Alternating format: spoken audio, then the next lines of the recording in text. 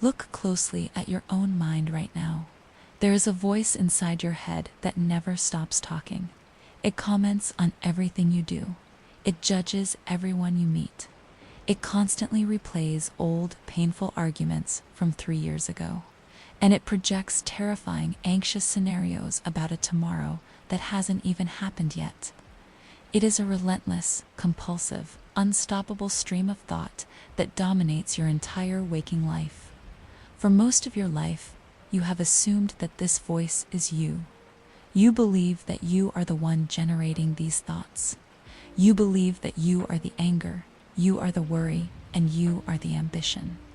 But if you pause right now and simply observe that voice in this exact second, you will stumble upon a radical, liberating realization. If you are able to actively watch the thoughts, then you cannot be the thoughts. There are two distinct entities inside you. There is the mechanical thought itself, and there is the vast, quiet awareness that is conscious of the thought. The spiritual teacher Eckhart Tolle calls this primary shift in human consciousness, watching the thinker. The moment you start listening to that voice impartially, without judgment, you step completely out of a lifelong, hypnotic trance. You realize that you are not the frantic voice in your head. You are the vast, unshakable space behind it.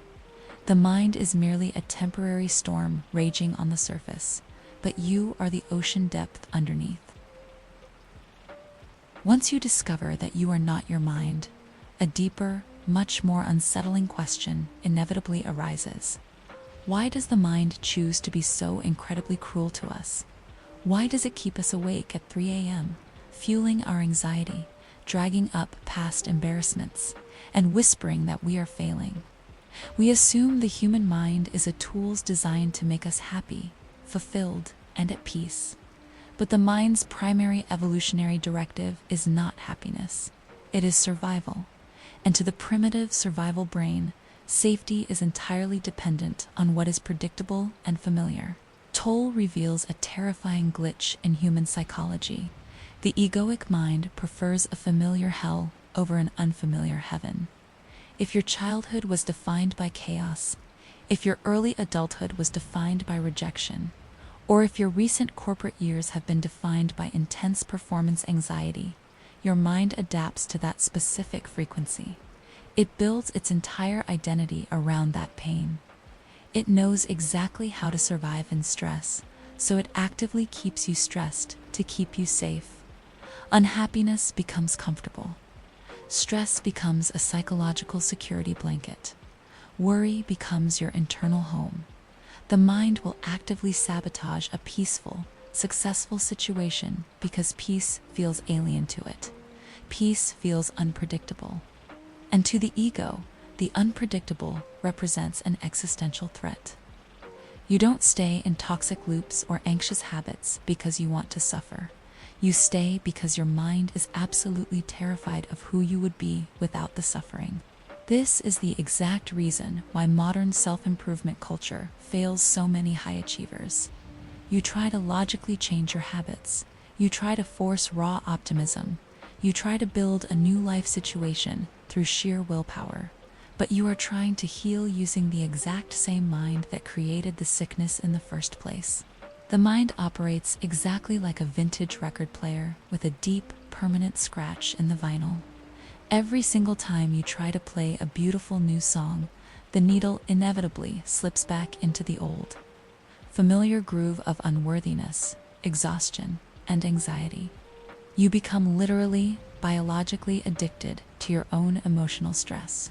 Your body craves the cortisol and adrenaline of a crisis because that is the baseline it recognizes as alive. Ancient Zen Buddhism addresses this psychological trap through the concept of manas. This is the aspect of the human mind that desperately clings to its own identity, even if that identity is a tragedy. Zen teaches that the mind is a masterful, deceptive storyteller, and it is deeply in love with its own sorrow. It will take a completely neutral event, like an unanswered message, a delayed project, or a quiet day in business, and it will immediately weaponize it against you. It screams, "See, you are being left behind again. This always happens to you. The mind does this because the narrative feeds the ego.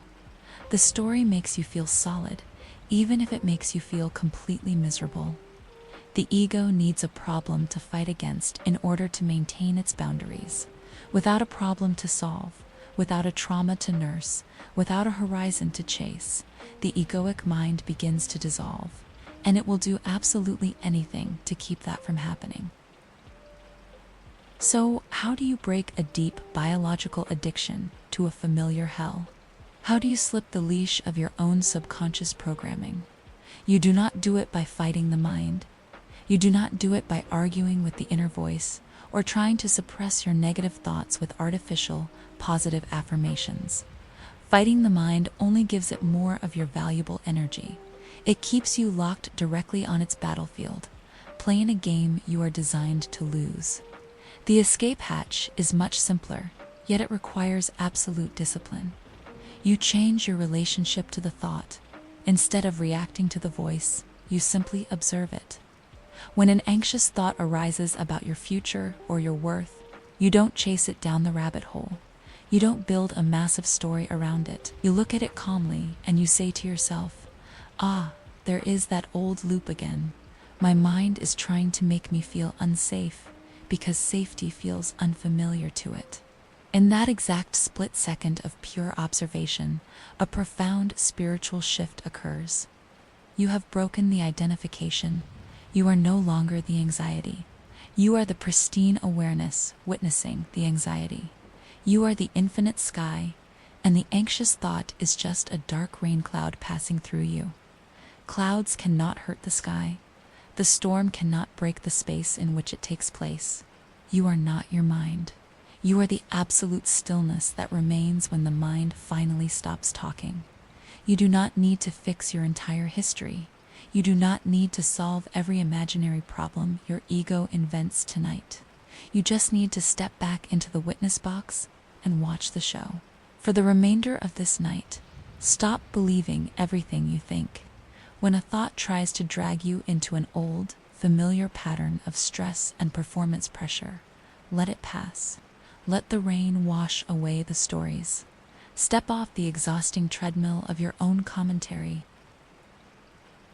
This is Neon Silence. Join the silence.